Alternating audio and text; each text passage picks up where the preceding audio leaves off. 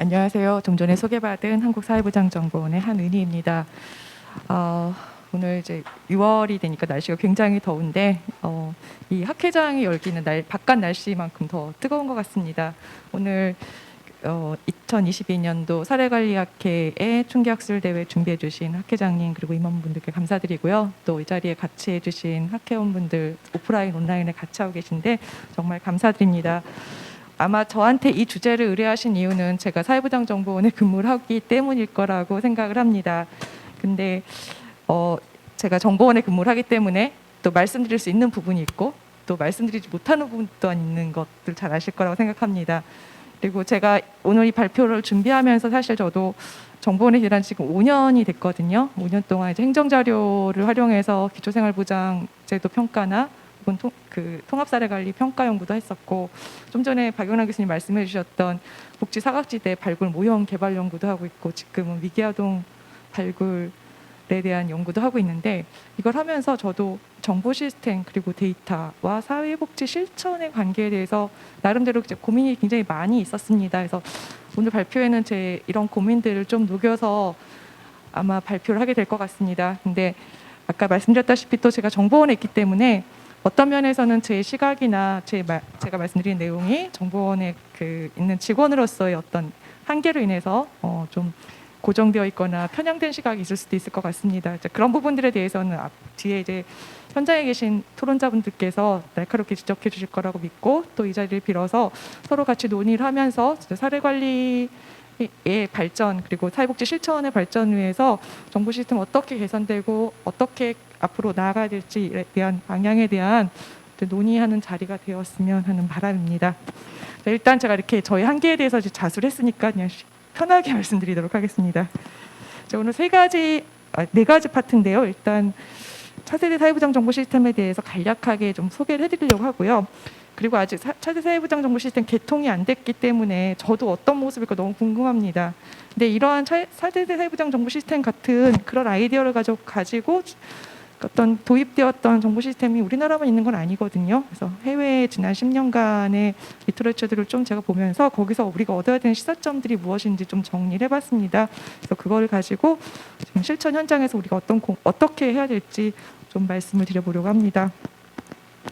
잘 아시다시피 이제 사회보장 분야 정보화가 이제 좀 본격화된 거는 2000년대 기초생활보장제도 도입이 되면서부터이죠.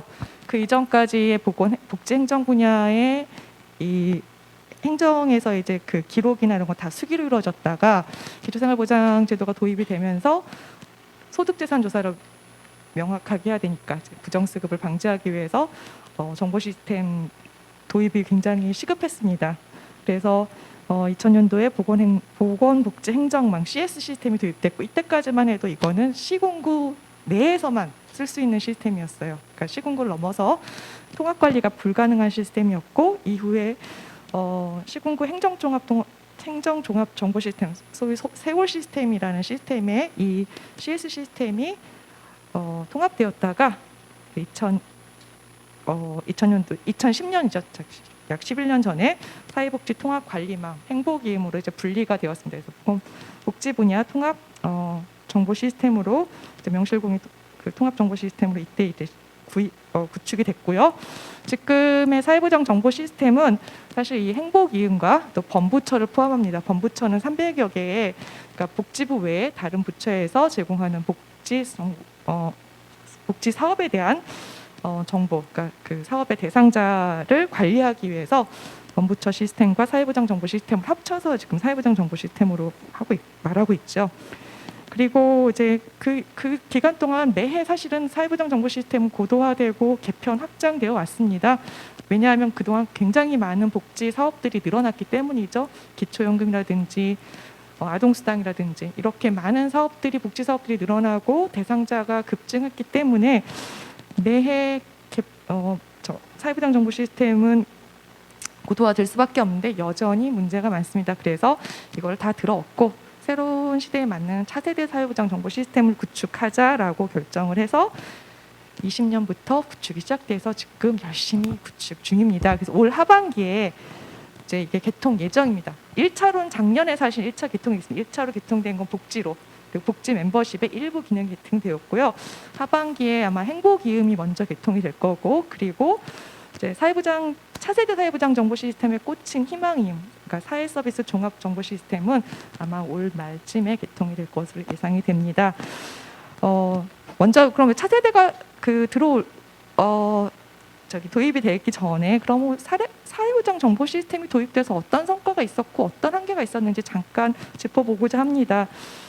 그 전에 사례관리, 오늘 저희가 이 자리에 오늘 사례관리 실천을 하시는 분들이 많이 계시기 때문에 아까 말씀드렸다시피 사회부장 정보 시스템은 급여 관리를 위해서 도입이 된 시스템이었습니다.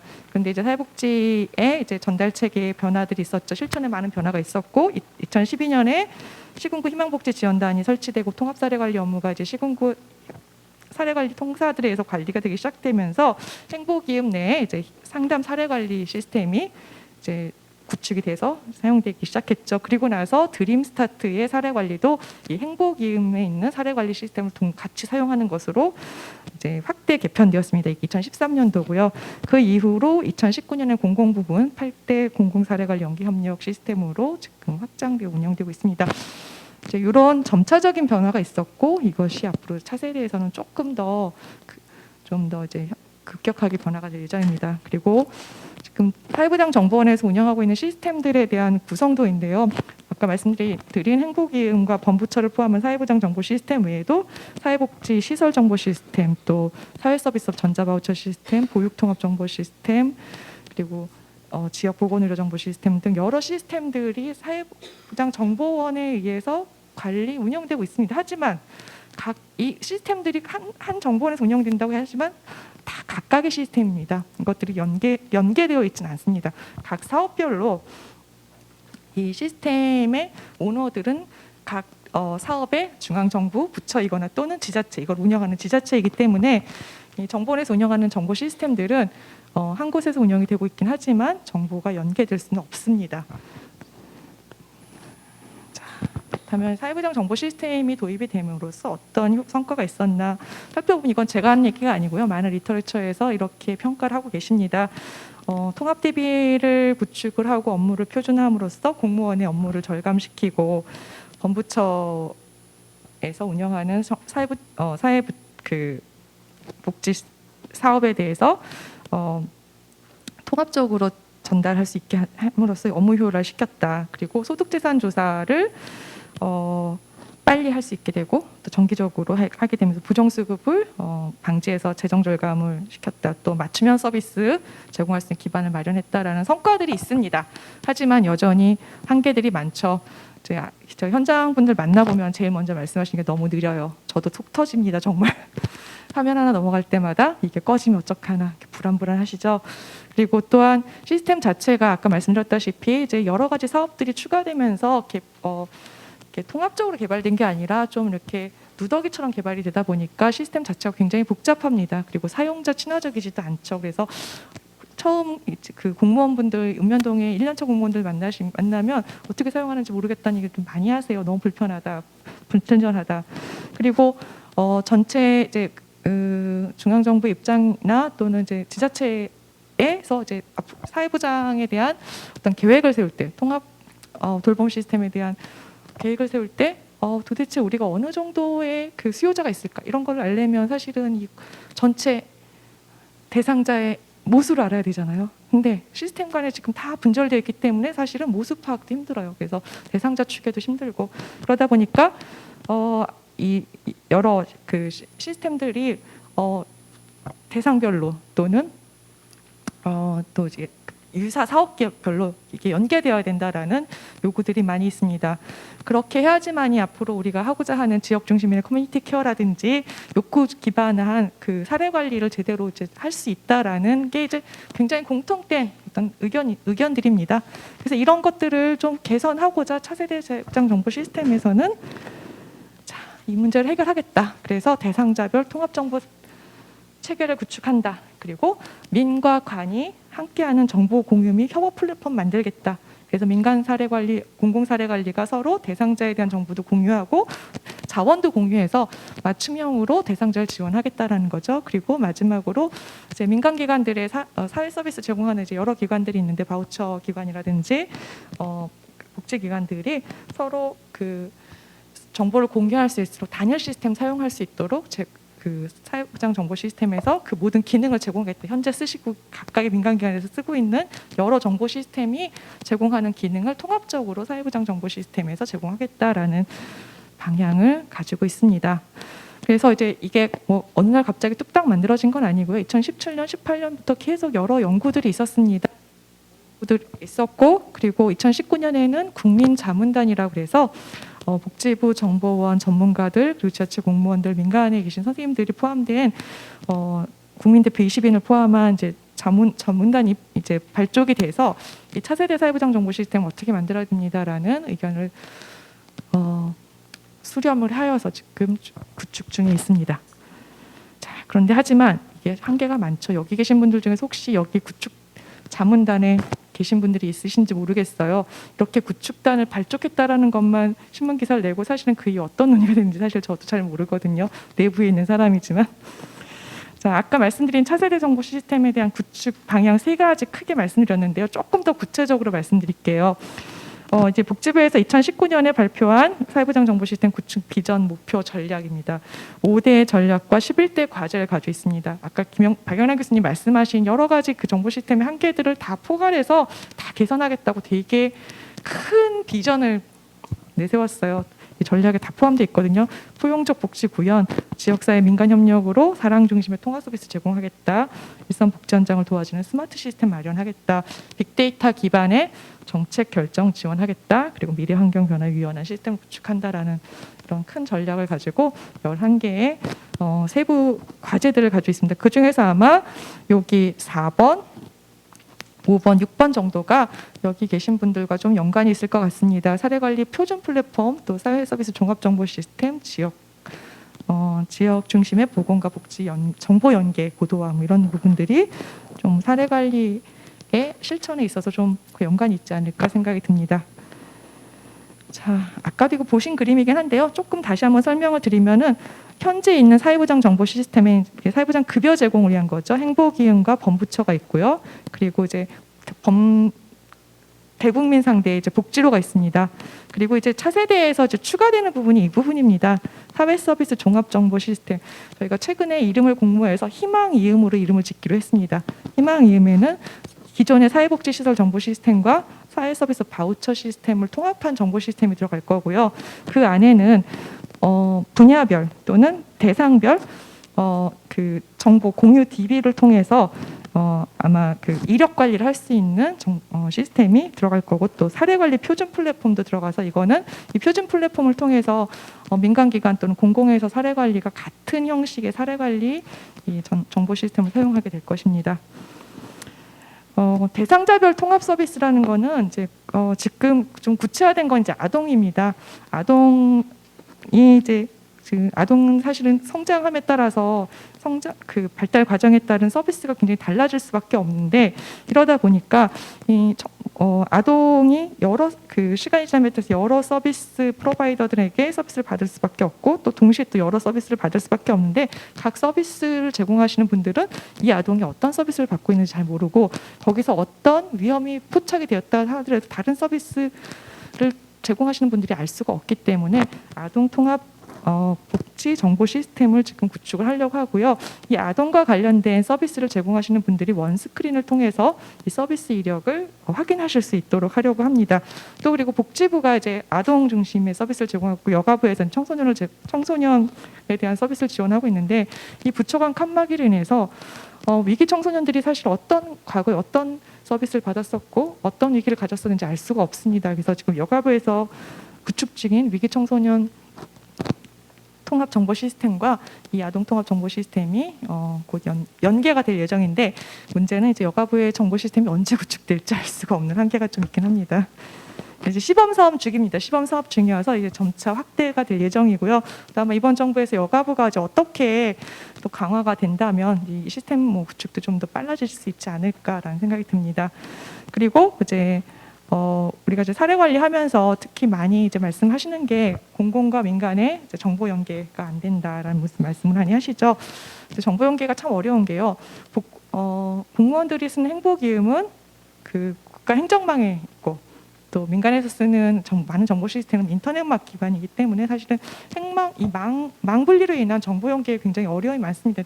이 부분은 어쨌든 차세대에서는 해결을 해서 민간과 공공이 특히 이제 필수 꼭 필요한 정보에 대해서는 서로 정보가 공유될 수 있도록 이 정보 공유 플랫폼이라는 것을 도입을 하고자 합니다. 그래서 이 정보 공유 플랫폼을 통해서는 통합 사례 관리에서의 핵심 정보들 을 공유할 수 있고 또 특히 자원, 민간이 가지고 있는 자원, 공공이 가지고 있는 자원을 공유함으로써 욕구에 맞춰서 서비스 제공할 수 있도록 할 거고요. 또 서로 서비스 의뢰를 정보 시스템을 통해서 쉽게 하실 수 있도록 제공을 하려고 합니다.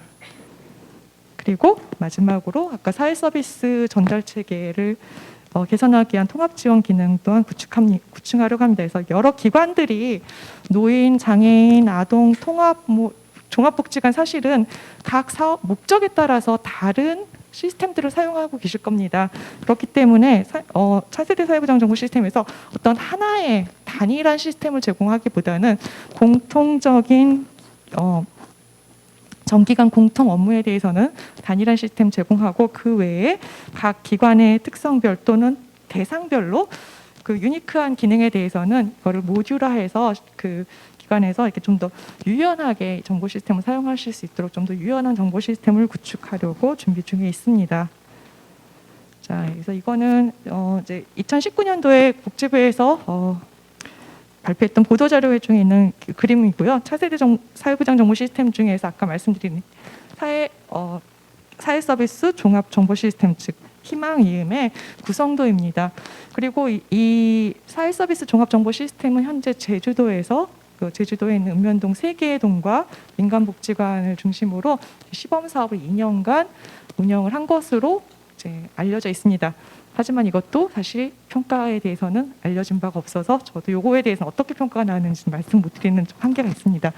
그래서 사실은 저 오늘 여기 올 때 좀 저도 내부에서 좀 자료를 얻어서 이런 정보 시스템을 계획을 했는데 얼마만큼 이게 정말 실현 가능하고 시범 사업에서 어떤 결과가 나왔는지 좀 말씀을 드리고 싶었는데 아직 알려져 있는 공개된 보고서가 없기 때문에 해외 사례에서 좀 우리가 배울 수 있는 시사점은 뭘까 좀 살펴봤습니다. 아까 말씀드렸다시피 우리나라뿐만 아니라 정보 연계를 통해서 좀 더 맞춤형으로 서비스를 제공하겠다는 아이디어는 전 세계 어디에서나 똑같이 가지고 있습니다. 특히 영국에서 2000년도에 우리나라 정인이 사건과 비슷한 빅토리아 클린비 사건이 있었습니다. 친족에 의해서 학대를 받다가 사망한 아동인데요. 이때 이 아동에게 관여했던 기관이 굉장히 많았습니다. 경찰, 병원, 보육기관들이 많았고 나중에 보고서에 의하면 12번의 이 아동을 살릴 수 있는 기회가 있었다고 합니다. 그런데 그렇지 못한 이유들은 각 기관들이 가지고 있는 서로 정보가 공유가 안 돼서 결국은 아동이 죽을 때까지 아무도 제대로 개입을 안 했다라는 보고서가 나왔고 그것을 계기로 해서 통합 아동 정보 시스템을 영국에서도 구축을 하기로 합니다. 2004년에 법을 개정을 하고 이때 2004년대가 이제 영국의 이제 노동부 정권일 때인데 토니 블레어 때에서 이때 아동 정책 이름이 Every Child Matter 모든 아동이 중요하다 이런 정책 슬로건을 가지고 포용적인 아동 정책을 펼 때예요. 그래서 이 정보 시스템에는 모든 아동의 정보를 다 포함하겠다.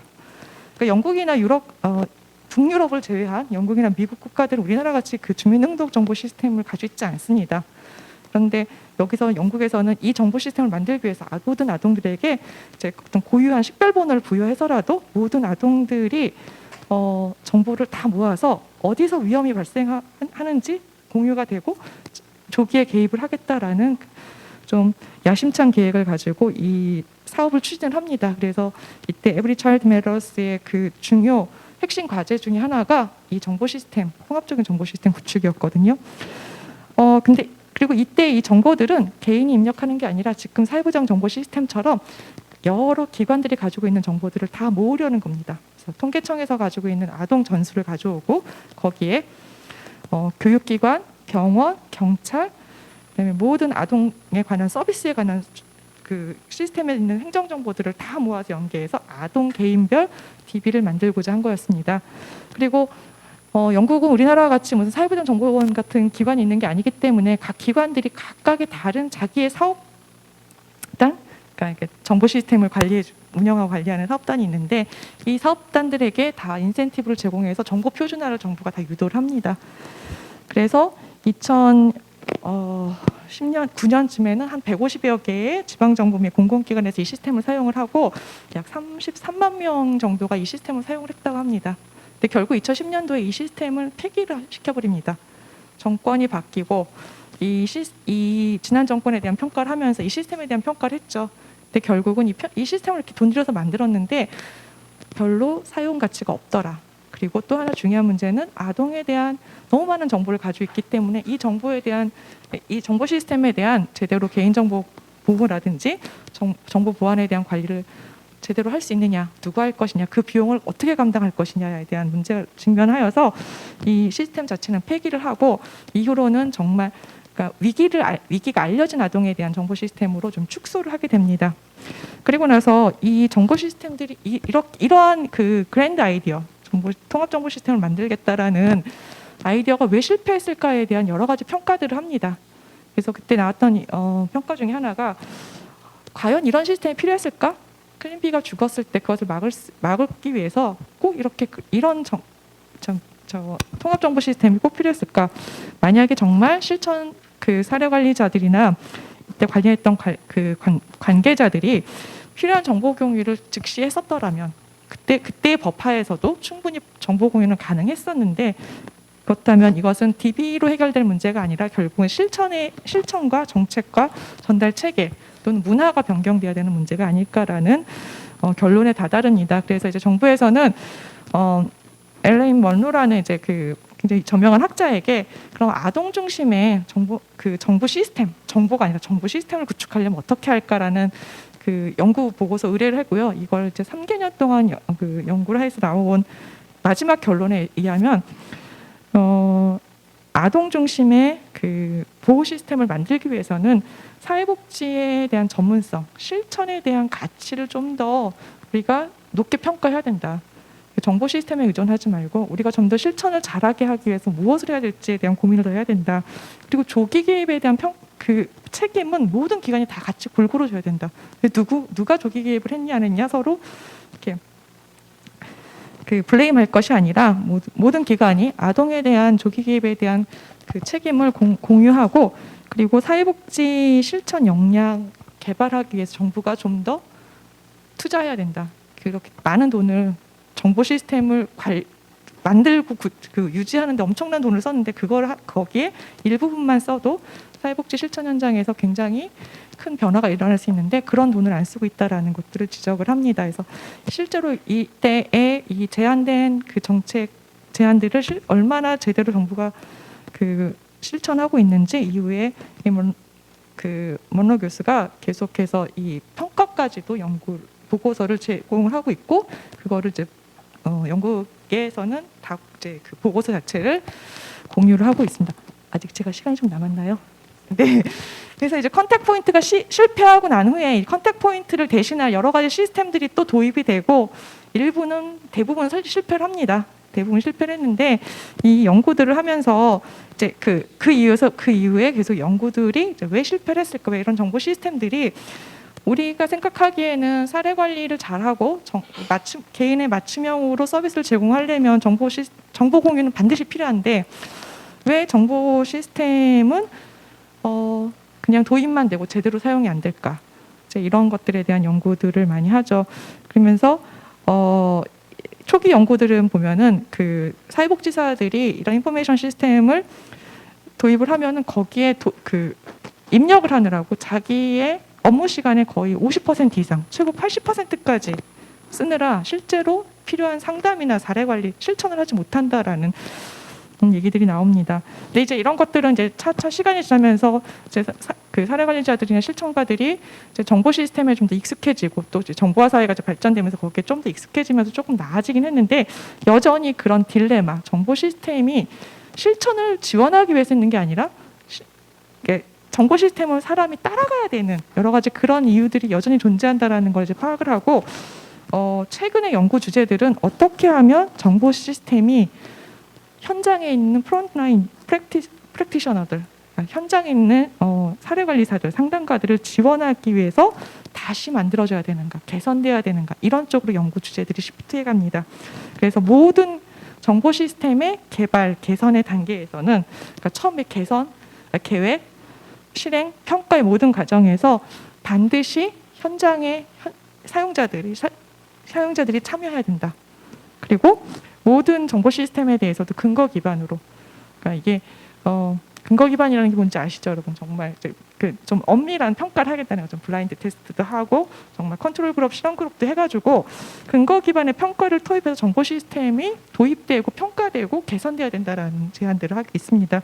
이게 영국이나 이제 미국뿐만 아니라 북유럽에서도 같은 그런 논의들이 지금 발견되고 있는데, 제가 최근에 봤던 이제 2018년에 이 연구 보면서 제가 했거든요. 2018년에 이 스웨덴에서 나온 연구인데, 여기서는 1990년에 사례관리 정보 시스템이 도입이 된 이후에 종단 연구를 합니다. 그래서 이제 몇 년에 한 번씩 이 정보 시스템에 관련된 사용자, 그다음에 IT 전문가들, 또 관리자들을 풀을 만들어서 계속 그 서베이를 해가지고 딥 인터뷰도 하고 서베이도 여러 가지 방법들을 써서 이 정보 시스템의 문제가 뭐고 어떻게 개선돼야 되는지 이제 종단 연구를 하는데, 2018년에 이제 약간 종합적인 연구가 나왔는데, 거기서 이제 제시한 게 사례관리 정보 시스템의 앞으로 발전하기 위해서 이런 연구들이 더 필요하다. 첫 번째가 사용자들의 사용성, 유저빌리티와 인터페이스에 대한 연구가 돼야 된다. 너무 불편하다. 이게 사례관리 실천가들을 위한 이 화면이 아니라는 거죠. 어떻게 보면 굉장히 IT나 그 기술자들이 생각하기 이게 편할 거야라고 해서 제시한 화면들일 수도 있습니다.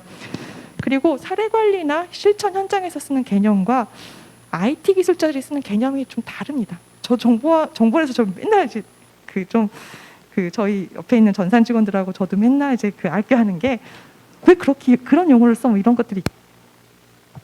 그래서 그런 게 이제 우리나라뿐만 아니라 유럽이나 미국, 이제 서구 사회에서도 마찬가지여서, 결국은 이 IT 전문가들과 이 사회복지 실천 전문가들이 계속 얘기를 하면서 같은 거를 서로 얘기하고 있다면 용어를 맞춰가야 되고, 서로 같은 단어를 쓰는데 다른 얘기를 하고 있을 때가 있거든요. 그것이 무엇인지 서로 정확하게 명확하게 구분되지 않으면 사례관리 실천 현장에서 원하는 정보 시스템이 나올 수가 없습니다. 그리고 정보 시스템을 잘 활용하기 위해서 어떤 기술과 어떤 교육이 필요한지 또한 이것들이 연구가 돼야 된다. 그리고 정책 대응, 아까 이제 정보 시스템의 정보는 많이 쌓이는데 사실은 이게 데이터가 잘 활용이 안 되고 있는데, 그럼 어떤 이 정보 시스템에 쌓여진 데이터를 가지고 어떤 연구를 할 수 있는지, 어떤 통계를 만들 수 있는지에 대한 연구도 해야 되고, 그리고 마지막으로 IT 가버넌스 얘기를 합니다. 이제 IT 가버넌스라는 얘기 결국은 그렇죠. 이제 이 정보 시스템이라는 것이 개발되고 평가되고 만들어지고 하는 과정에 모두 이게 현장에 계신 여러분들이 참여하고 그것의 의사결정에 참여할 수 있어야 된다라는 얘기겠죠. 그래서 제가 이제 차세대 사회보장 정보 시스템이 도입된다고 그래서 우리가 지금 직면한 사회적 문제가 해결은 안 될 거라는 건 뭐 다들 아실 겁니다. 그래서 우리가 직면한 문제들이 뭔가 한번 다시 짚어봤습니다. 그러니까 지금 경제도 너무 어렵고요. 외국에선 전쟁도 나고 있고, 갑자기 감염병 때문에 우리가 생각지도 못했던 코로나19, 그리고 이거보다 더 큰 감염병이 돌 수도 있다고 합니다. 그렇기 때문에 굉장히 문제는 복합적이고 복잡하기 때문에 거기에 맞는 서비스를 제공하기 위한 사례관리 실천의 방법은 더욱더 중요해질 거라고 생각을 합니다. 그리고 이런 복잡한 욕구를 파악해서 필요한 서비스를 제공하기 위한 정보의 공유는 반드시 필요하겠죠. 그렇기 때문에 정보 시스템은 여전히 유용하다고 생각합니다. 그렇지만 정보 시스템이 그런 사례관리 실천에 도움이 되게 하는 시스템이 되기 위해서는 우리가 몇 가지 생각해야 될 게 있을 것 같습니다. 그래서 먼저는 너무 성급하게 정보 시스템 도입으로 모든 문제를 해결하려고 했던 게 아닌가. 아까 얘기했던 커뮤니티 케어가 잘 되기 위해서 정보 시스템이 먼저 도입이 되었을까? 아니면 우리가 원하는 커뮤니티 케어가 어떤 것인지 먼저 그것에 대한 제도적인 설계, 전달체계 설계, 현장에서 우리가 합의된 어떤 상을 가지고 있어야지 그 다음에 그걸 지원하는 정보 시스템이 들어오는데, 그것이 없는 상태에서 우리가 정보 시스템만으로 모든 걸 해결하고 했던 게 아니었을까. 또 정보 연계나 협력은 정보 시스템으로 해결되는 것이 아니라 사실 어떻게 보면 현장에서의 커뮤니케이션, 어떻게 할 것인가, 그리고 왜 우리가 커뮤니케이션 할 시간이 없는가, 이런 조직의 문화에 뭔가 문제가 있는 게 아닌가, 이것이 해결돼야지 연계협력이 가능해지는 것이지 정보 시스템만으로는 해결되지가 않는 것 같습니다. 그래서 이런 문제들을 먼저 우리가 선차적으로 해결할 것, 그리고 나서 정보 시스템을 어떻게 만들 것인가에 대한 고민들이 되어야 될 것 같습니다. 그래서 정보 시스템의 어떤 우리의 실천이나 우리가 하고 있는 실천이나 조직 문화를 변화시킬 수 없지만 변화를 지원할 수 있는 것은 확실합니다. 그렇기 때문에 정보 시스템을 만들 때는 그것이 어떤 환경에서 누가 사용할 것에 대한 고려라든지, 그리고 어떻게 사용되고 있는지, 다른 데서 어떻게 사용되어 있고 어떤 한계가 있었는지에 대한 충분한 연구와 검토가 된 후에 정보 시스템을 만들어야 될 것입니다. 그리고 마지막으로 이제 한두 가지만 더 말씀드리려고 하는데요. 우리가 정보 시스템이라 그러면 이제 고전적으로는 그냥 어떤 컴퓨터 시스템 이렇게 생각을 하는데, 최근 연구들에 보면 정보 시스템이 그렇게 그냥 기술적인 어떤 아티팩트가 아니라 사회적인 아티팩트이고 또한 정보의 아티팩트이다라는 얘기를 합니다. 이게 뭐냐면 정보 시스템은 기술에 의존하기도 하지만 기술 이상의 더 큰 의미가 있다. 결국은 사람이 만들어가는 것이라는 얘기고요. 그리고 지금 저희가 얘기하는 거는 계속 ITIS 정보 시스템인데, 거기에 사실 ICT가 되려면 커뮤니케이션이 들어가야 되거든요.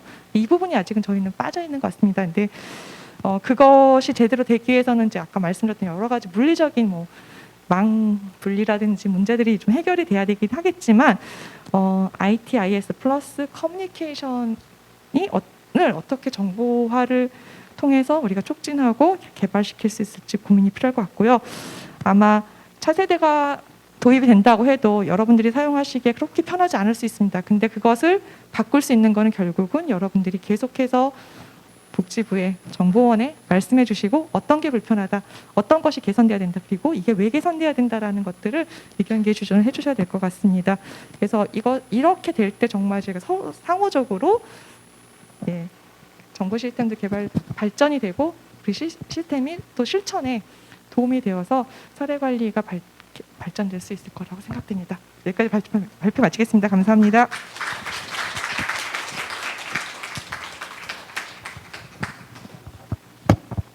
네, 발표를 해주신 한은희 박사님께 박수 한번 더 부탁드리겠습니다. 네, 지금부터는 토론을 시작할 건데요. 토론자께서는 앞으로 나와주시면 감사하겠습니다.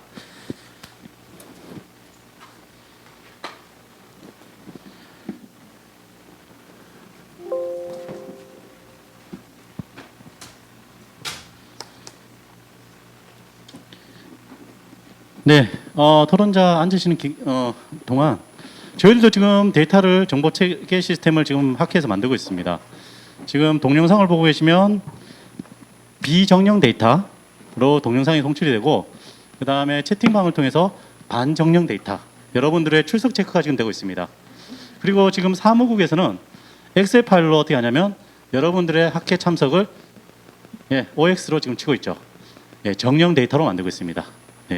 그래서 그 데이터를 가지고 여러분들 공문을 또 발송하게 되죠. 그게 바로 하나의 또 정보 시스템 과정입니다. 네, 오늘 토론자를 좀 소개해드리도록 하겠습니다. 첫 번째 토론자는 한종합사회복지관 김재란 관장님 참석하셨습니다. 네, 전남 서부권 아동보호전문기관 임강묵 관장님 참석하셨습니다. 네, 한국보건복지인재원 최지성 교수님 참석하셨습니다. 네, 지금부터 한 토론을 저희들이 한 25분 정도, 25분에서 30분 정도 진행할 테니까 첫 번째 토론자부터 편하게 토론해 주시기 바랍니다.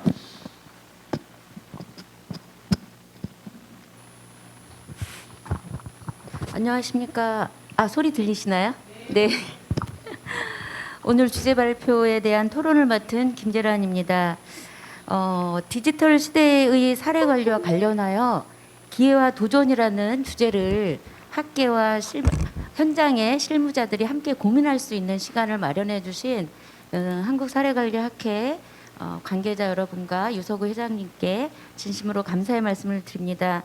또한 차세대 사회보장 시스템에 대한 심도 있는 연구를 통해서 사회복지 현장의 어떤 스마트한 복지 환경을 구축하기 위해 애써주신 우리 주제 발표자 한은희 연구위원님께 현장 실무자로서 진심으로 감사를 전합니다. 오늘 저는 차세대 시스템이 사실 아직 운영되지 않은 상황에서 다만 제가 몸담고 있는 기관인 시범 운영 기관으로 선정되어서 여러분들보다 조금 더 먼저 접했다는 이유로 이 자리에 섰습니다.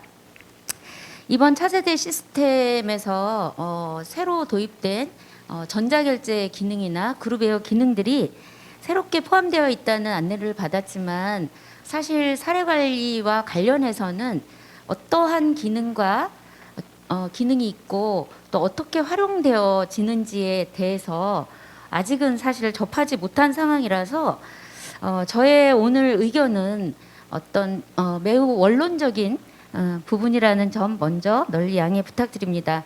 그러면 지금부터 준비해온 원고를 중심으로 여러분들께 의견을 전하는 것으로 토론을 가름하겠습니다. 연구위원님께서 발표하신 내용과 더불어 우리나라 사회복지 분야의 정보화 과정은 2000년대 초부터 시작해서 2022년 현재 차세대 정보 시스템에 이르기까지 디지털 환경 변화에 대한 대응은 대면 중심의 사회복지 현장이라 할지라도 피해갈 수 없는 기회이자 도전이라는 사실에 큰 이견이 없습니다. 그러므로 발표자께서 정보 시스템의 한계에 대해서 언급하셨듯이 차세대 정보 시스템은 사회복지 정보화 활용 과정에서 그동안 경험해온 한계를 뛰어넘는 포용적 사회보장 구현이라는 점에서 기대가 큽니다.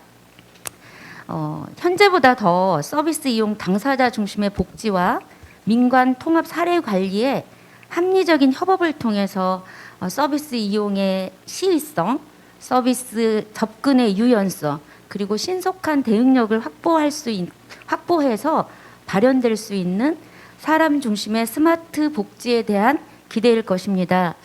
그렇다면 차세대 정보 시스템은 과연 우리의 기대를 충족시키고 복지 환경 변화에 대응하기 위한 해결책이 될 수 있는지, 그리고 사례관리 실천에서 정보 시스템의 유용성과 한계는 무엇인지, 사례관리자의 정보 시스템 활용 능력은 어떻게 지원해야 되는지에 대해 고민해보는 시간이 되었으면 합니다.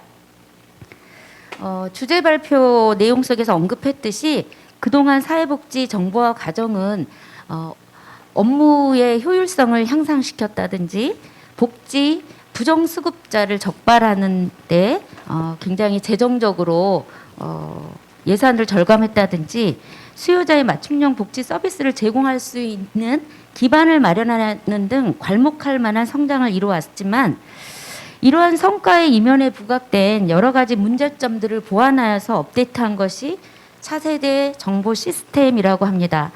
기대와 함께 개통에 앞서 선결되어야 할 중요한 문제는 다음과 같을 것입니다. 첫째, 대상자별 통합정보 체계 구축에 따른 윤리적 문제점은 어떻게 보완할 것인가에 대한 문제입니다. 대상자별 통합정보 체계 구축에 있어서 부정수급과 사각지대를 조사하기 위한 취약계층에 대한 데이터 감시는 불가피합니다.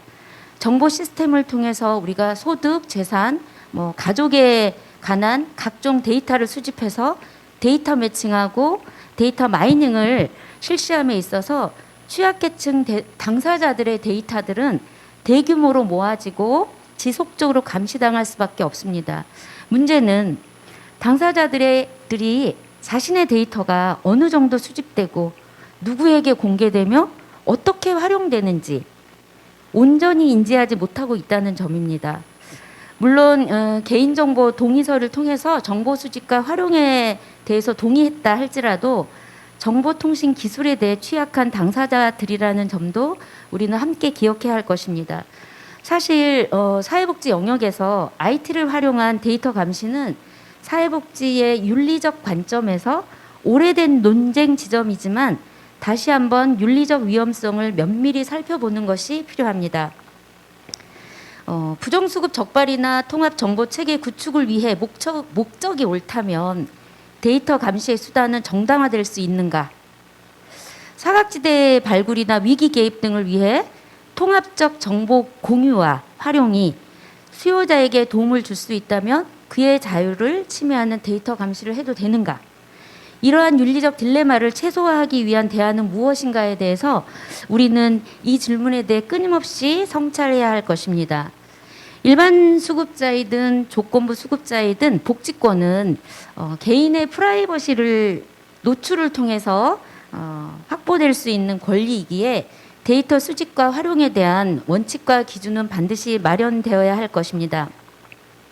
실천 경험 현장에서 정보 시스템에서 관리하는 모든 정보가 사실은 다 현재 시점에서 다 정확하지는 않다는 점, 그리고 단전이나 단수, 건강보험료 체납 등이 빈곤 문제로만이 아니라 빈곤이 아닌 경우도 굉장히 많다라는 것입니다.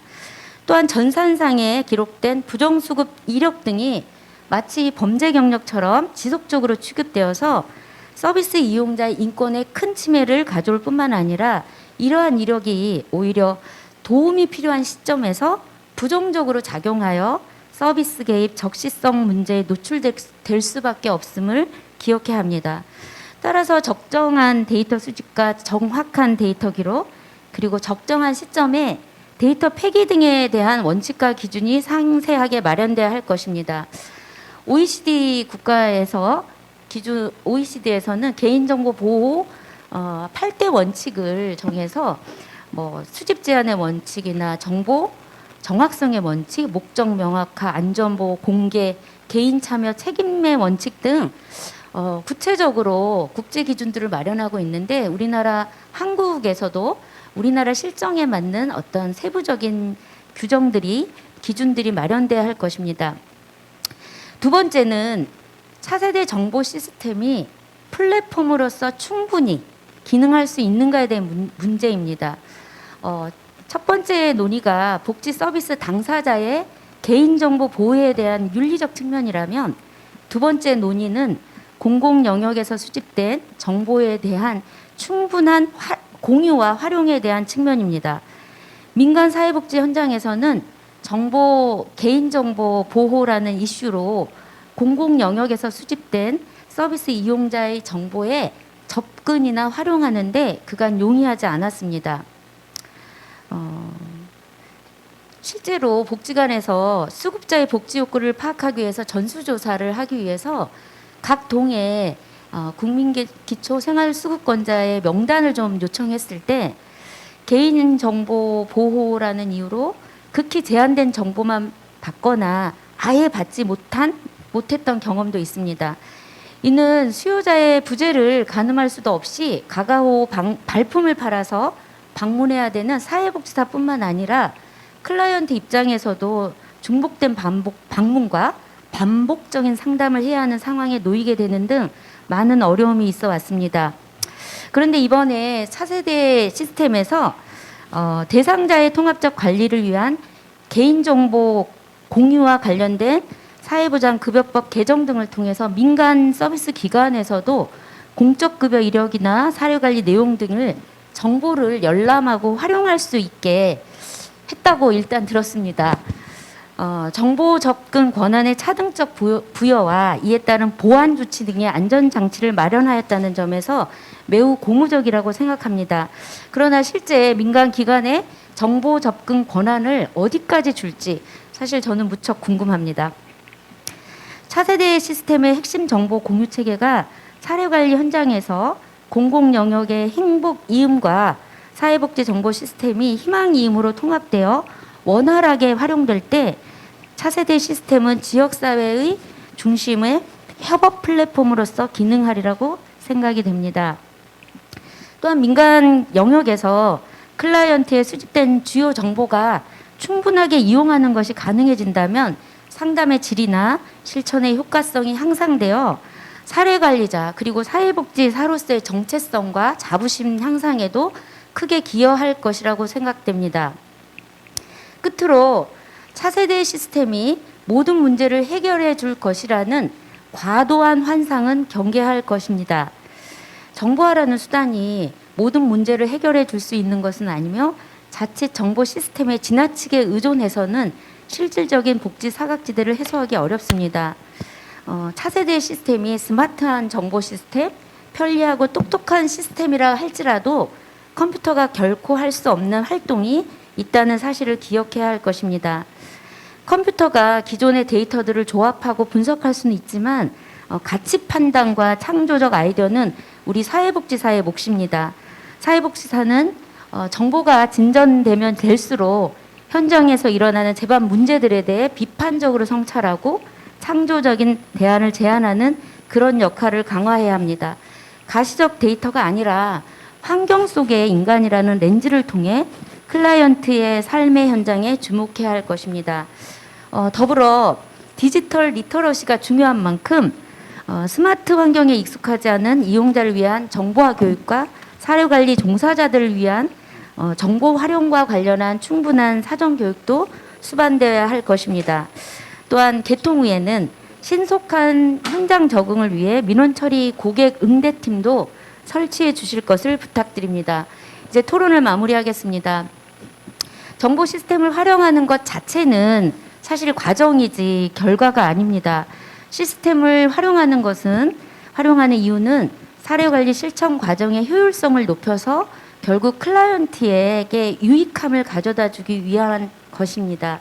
우리의 이러한 실천 가치와 의지가 분명할 때 차세대 정보 시스템은 사회복지 서비스를 제공하는 통합적 실천 방법의 도구로서 기회와 도전의 모멘텀이 될 것입니다.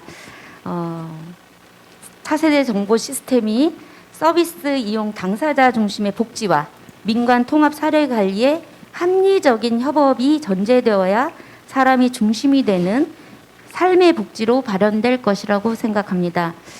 경청해 주셔서 감사합니다. 네, 감사합니다.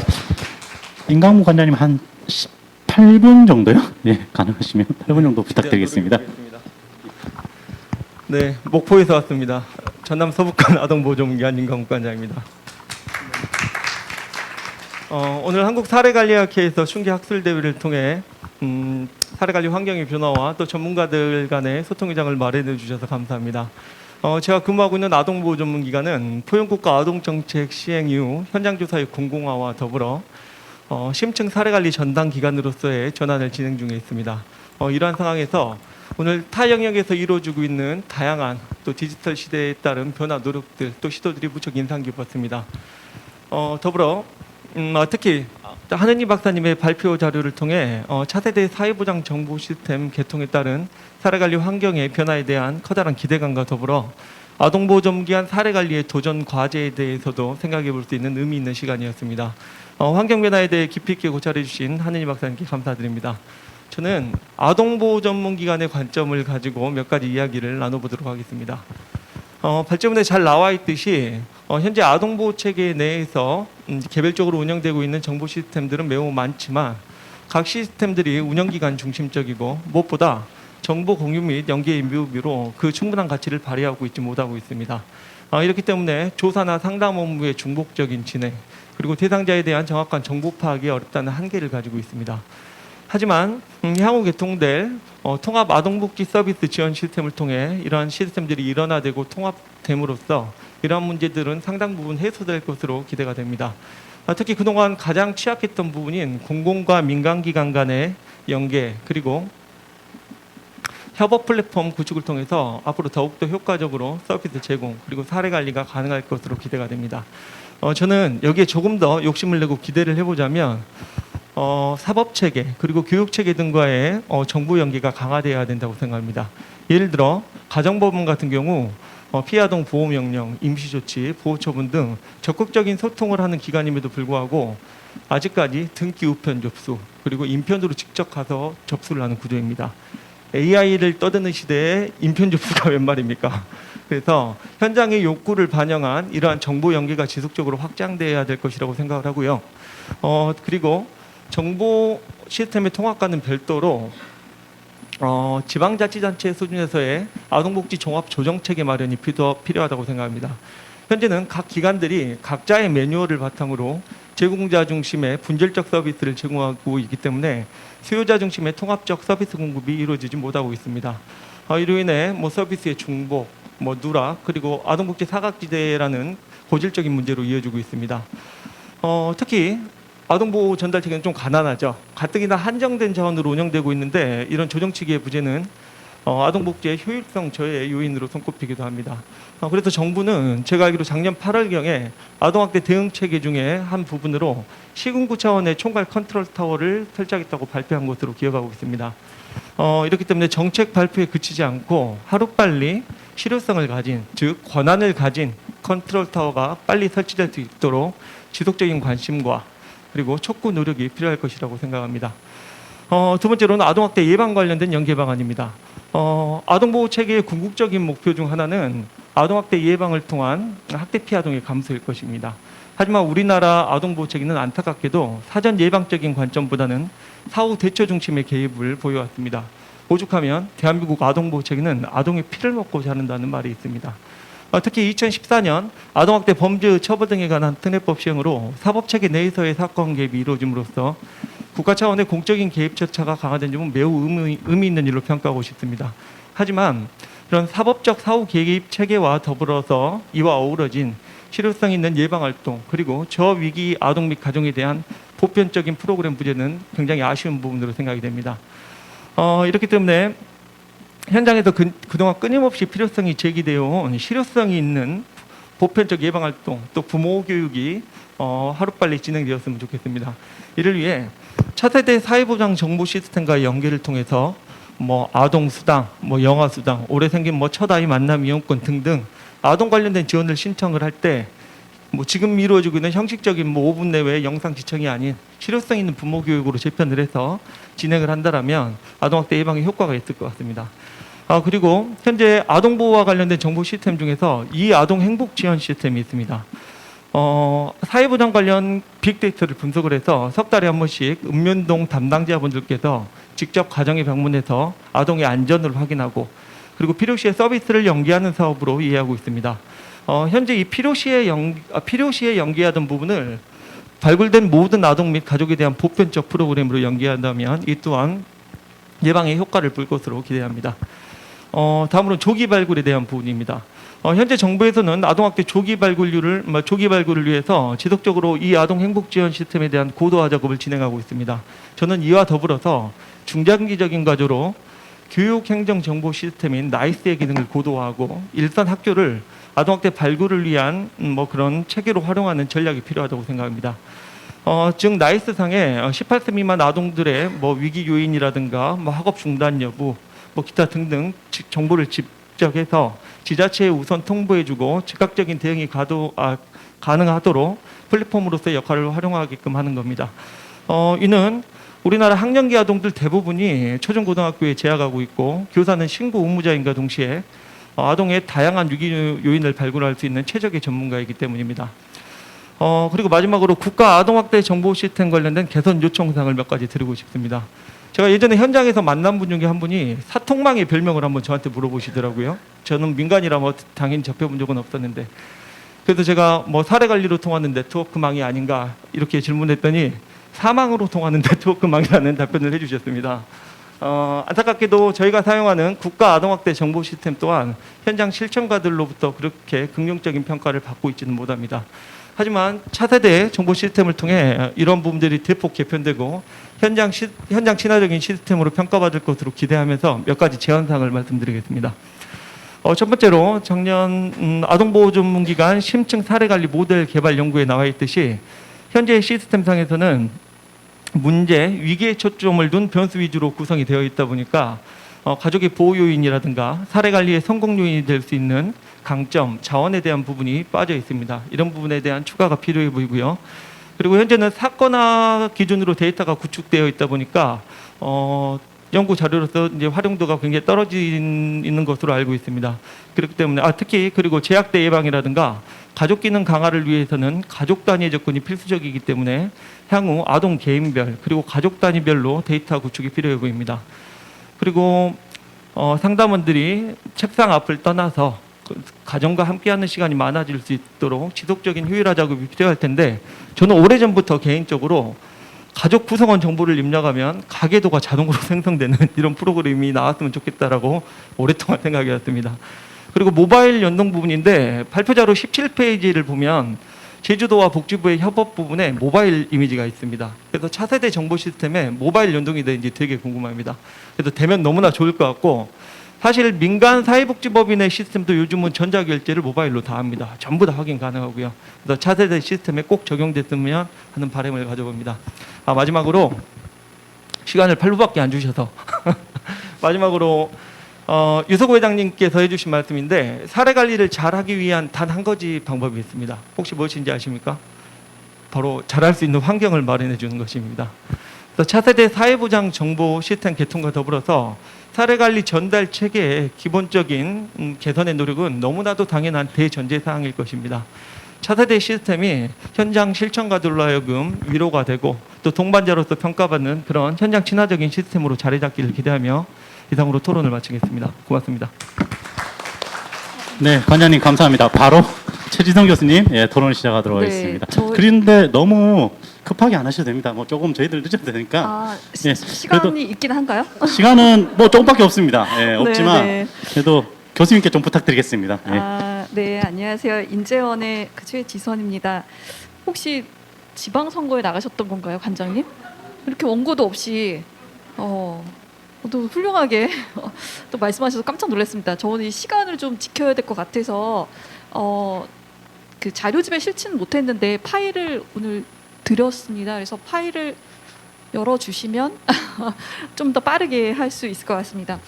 그 차세대 사회보장 정보 시스템이 이제 어떻게 지금 구축되고 있는지 좀 기본적인 이해를 돕는 시간이었던 것 같습니다. 그리고 특별히 또 이제 국외 논문들을 또 소개해 주셔서 어떤 이슈가 있는지 조망할 수 있었던 시간인 것 같습니다. 차세대 사회보장 정보 시스템은 사례관리 과정에서 이제 여러 가지 자료들이 이제 모이고 또 활용하고 하는데, 이게 좀 효과적이고 효율적으로 관리되어야 되는 게 이제 기본적인 전제일 것입니다. 그러면서도 많은 그 분들이 말씀하셨던, 특히 토론 과정에서 많이 나왔던 뭐 윤리의 문제들까지, 그러니까 이용자, 사례관리자, 클라이언트 친화적이고 안전하게 사용할 수 있어야 된다. 이게 아마 기본적인 생각인 것 같고 다 동의가 되시는 것 같습니다. 저는 뭐 오래전부터 생각한 걸 다 말씀드리면 집에 가실 수가 없기 때문에 오늘 아침에 생각한 것만 말씀을 드리겠습니다. 먼저 이제 이 정보 시스템이 ICT하고 정보 시스템은 좀 다르기도 한데요. 오늘 주제는 이제 정보 시스템이었기 때문에 우리 영역에 어떤 영향을 줄 것인가, 그걸 이제 사용자 중심으로 한번 생각을 해봤습니다. 일단 정부 입장, 그다음에 사례 관리자, 그리고 클라이언트가 지금 실제로 접근 가능한 부분이 적지만 클라이언트도 잠재적 사용자라고 생각했을 때 그렇게 나눠서 한번 생각해 봤습니다. 첫 번째는 이 시스템의 설계자이고 사례 관리를 포함한 정책 기획자인 정부 입장에서 보면요. 일단 정부는 이 시스템을 활용하려는 것이 서비스의 책임성이나 효율성, 투명성, 질 제고 뭐 이런 것들이 가장 공통적이고 기본적인 우선순위일 겁니다. 사례관리 분야에서 제가 좀 예상이 되는 거는 긍정적인 의미에서는 이제 뭐 평가나 서비스 개선에 필요한 여러 가지 자료를 좀 모으고 분석하고 하면서, 특히나 이제 욕구에 대응하는 자원 개발의 근거로 이제 활용할 수 있다는 점에서는 상당히 이제 긍정적이고 기대가 되는 부분입니다. 걱정은 이제 효율성이라고 하는 거에 대해서 여기에 투입된 인력 그리고 자원 요거를 보면서 사례 관리가 얼마큼 성과를 내고 있는가의 관점으로 본다고 하면 우리는 이제 상당히 이제 이 정보 시스템이 우리를 이제 힘들게 할 것이다라는 것이 이제 걱정이 됩니다. 실제로 이제 박근혜 정부에서는 사례 관리 성과를 내놓으라는 압박을 상당히 복집을 많이 한 걸로 제가 기억을 하고 있고, 지난 정부에서 사례 관리 수행 인력이 굉장히 많아졌습니다. 그런데 지금 정부가 저도 이제 공공기관에 있기 때문에 제가 조심스럽게 말씀드리는 부분을 이해하실 텐데요. 지금 정부는 효율이 굉장히 중요한 정부이죠. 그리고 예산을 많이 늘리지 않으면서도 스마트하게 이렇게 가겠다. 그러니까 스마트 복지가 이제 좋은 것 같지만 이런 기재로 활용된다면 뭐 약간의 이제 걱정이 되는 부분입니다. 사례 관리를 이제 그렇게 강조하다 보면은 이제 협업을 촉진하기 위해서 우리가 이제 또는 공유를 하기 위해서 ICT를 활용하는데 현장이 이제 이용자 중심으로 통합되지 못할 가능성이 크다. 이때 우리가 이제 실천이 좀 왜곡될 수 있다라는 거가 좀 걱정이 되는 부분입니다. 두 번째로 이제 사례 관리자 입장, 지금 이제 오신 분들의 입장에서 보면 현재 사용 중인 정보 시스템이 사회복지 현장의 욕구를 충족시키지 못하고 있다. 실천과 통합되지 못하고 있다라는 거를 이제 한은희 박사님께서도 많은 이제 리뷰를 말씀해 주셨습니다. 제가 찾아본 것들도 사실 좀 그랬고요. 이제 관리 중심으로 될 수밖에 없었다라는 거예요. 그러면 이제 정보 시스템이 잘 돌아간다라는 거는 결국 우리가 생산하면서 활용하는 사례 관리자가 제대로 이제 기록 활동을 해야 된다는 전제를 갖고 있는데, 그러면 새롭게 바뀌는 거에서 또 적응을 해야 되는 스트레스가 있습니다. 물론 이제 뭐 이게 세대의 차이도 있고 개인의 차이도 있지만 저희 통합 사례 관리 선생님들의 평균 연령은 40대 후반이에요. 지금 이제 매년 높아지고 있어요. 당연하겠죠? 네, 그래서 그러고 보니 아까 한은희 박사님 말씀하신 차세대 처음 국민 뭐 자문단 구성할 때 저도 한 번 갔던 것 같아요. 처음 시작할 때 어느 분과에 소속이 돼서 갔었는데 한 번밖에 못 갔고요. 이미 그때 모인 사람이 차세대가 아니었어요. 그래서 이제 걱정이 된 거죠. 이게 지금 여기서 말하는 걸 우리가 다 이해하고 있는지, 미래 전망을 할 수 있을까 좀 걱정했는데 그 사이에 또 몇 년 늙었잖아요, 우리가. 그래서 이제 차세대라고 불러도 되는 건가 뭐 이런 생각도 좀 드는데, 어쨌든 이제 그 디지털 리터러시를 더 이제 요구받고 그러면 이제 스트레스 이제 가중될 거죠. 그럼 이제 데이터 관리자로 우리가 갈 수도 있다. 이게 지금 이제 많은 이제 비판적인 연구에서 나오는 것들입니다. 그러면 지금까지 우리 사례 관리 업무를 뭐 또 직무를 이제 분석할 때 이 기록에 대해서는 그냥 기록 자체를 따로 다뤘지 여기에 과정에 포함시키지 않았어요. 우리 모든 교과서에서도 그런 거 반영하고 있지 않습니다. 그럼 이제 앞으로 이 기록의 비중은 얼마나 되고 그 시간은 또 어떻게 산정을 해야 되는 거가 우리의 지금 케이스 할당하고도 연결이 되겠죠. 그래서 이런 좀 고민이 좀 필요하고, 사회부장 정보원 사례관리 정책지원센터에서 전반적인 모니터링을 하고 계시지만 시스템 활용에 대해서 이제 모니터링을 이제 시군구 단위에서도 좀 할 수 있어야 되고, 뭔가 지원이 필요하다면 또는 현장에서 나오는 이슈들을 좀 반영하는 거, 이런 것들이 좀 제한될 수 있겠다라는 생각이 듭니다. 제가 봤던 이제 문헌 중에서는 이게 이제 사람과 사람, 우리가 굉장히 그걸 중요하게 여기는데 이게 이제 위축되거나 정보 시스템 관리 논리에서 대치될 수 있다. 그리고 좀 더 심해지면은 이 구조화된 항목에 입력하는 거에 우리가 틀에 박혀서 다른 정보라든지 다른 가능성을 생각하지 못할 수 있다. 이거를 이제 우려하는 것이 있더라고요. 그래서 실제로 저희가 이제 교육을 하다 보면 사례 관리 이제 오래 하신 분들한테선 그렇지 않은데 새롭게 이제 들어와서 이 업무를 해야 되는 분들이 그런 특성들을 좀 보이는 것을 보고 있습니다. 교육 중에.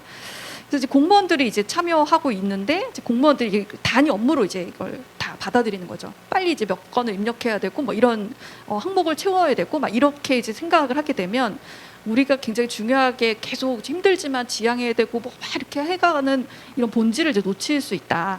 이게 좀 걱정이고, 지금 이제 차세대 사회보장 정보 시스템에서 사례 관리 부분은 항목이 많이 바뀌었다기보다는 민간이 같이 보는 것에 이제 방점을 찍고 있는 것으로 이제 이해를 했거든요. 그러면 이제 같이 봤을 때 우리가 오전에 봤던 컨퍼런스에서도 다 생각이 다르시잖아요. 사례를 보시는 눈이 좀 다르고 어느 기관에 있느냐에 따라서 또 중요하게 보는 사례 관리 방향이 달라질 텐데, 여기서 이제 용어 사용이나 표현의 문제를 떠나서 이 관점과 철학의 차이가 느껴질 것이다. 근데 그것은 촉진의 역할을 할 수도 있고 잘못하면 또 이제 감추거나 또는 이제 왜곡되거나 이럴 수도 있겠다. 그러니까 결국 정보 시스템의 문제는 아니지만 그런 현상들이 이제 보일 것이라는 생각이 듭니다. 여기에 다 담지 못하는 기록들이 있을 겁니다. 심층적인 뭐 기록이라든지 또는 성찰적 글쓰기 같이 할 수밖에 없을 텐데요. 잠깐 광고를 하면 사례집 맨 마지막에 올해 우수 사례를 공부하고 있습니다. 올해 우리 담당자가 꼭 공지를 해달라고 해가지고. 네, 근데 올해 6월 말까지인데 아직 굉장히 저조해요. 그 사례가 지금 안 들어오고 있어요. 이건 뭐냐면 선점대 가능성이 높다라는 말씀을 드립니다. 우리가 행복 이음에 입력할 수 없는 거 분석적 글쓰기, 성찰적 글쓰기에서 한번 시도하셨으면 좋겠습니다. 마지막으로 이제 클라이언트 입장인데요. 차세대 사회보장 정보 시스템에 보면 대국민 채널이 있어요.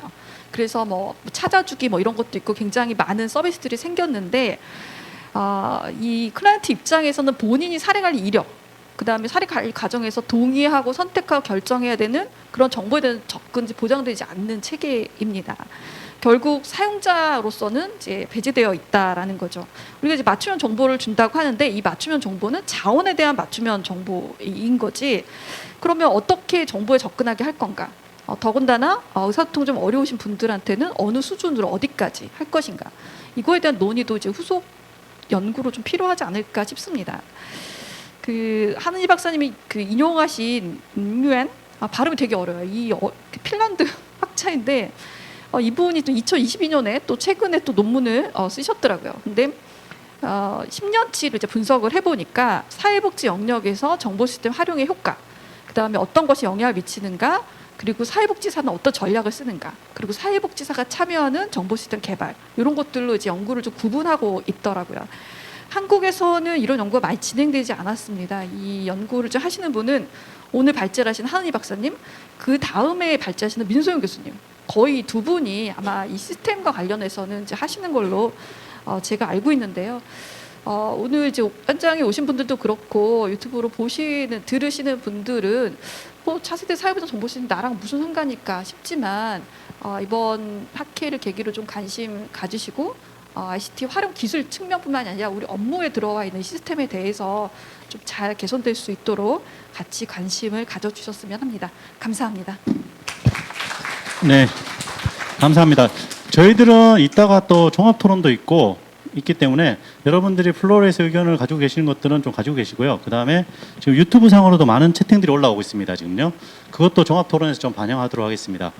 저희들 그렇지만 주제 발표 일을 끝내기 전에 하은희 박사님의 의견을 조금 간략하게 들어보도록 하겠습니다. 네, 감사합니다. 아까 제가 자수를 먼저 하길 너무 잘한 것 같아요. 제가 말하지 못하는 부분을 다 토론자분들께서 너무 잘 아주 세세하게 짚어주셔서 너무 감사하고요. 정말 오늘 이 자리에서 이런 얘기를 할 수 있다는 게 너무 감사합니다. 그리고 조금 우울했었거든요. 사회보장정보 시스템, 차세대 사회보장정보 시스템 잘 안 되면 어떡하지 걱정했는데 오늘 이런 생각을 가지신 분들이 있어서 차세대 사회보장정보 시스템 지금은 미약하지만 앞으로 발전할 거라는 생각이 듭니다. 감사합니다. 네, 발표를 해주신 분과 토론자님께 박수 한 번 더 부탁드리겠습니다.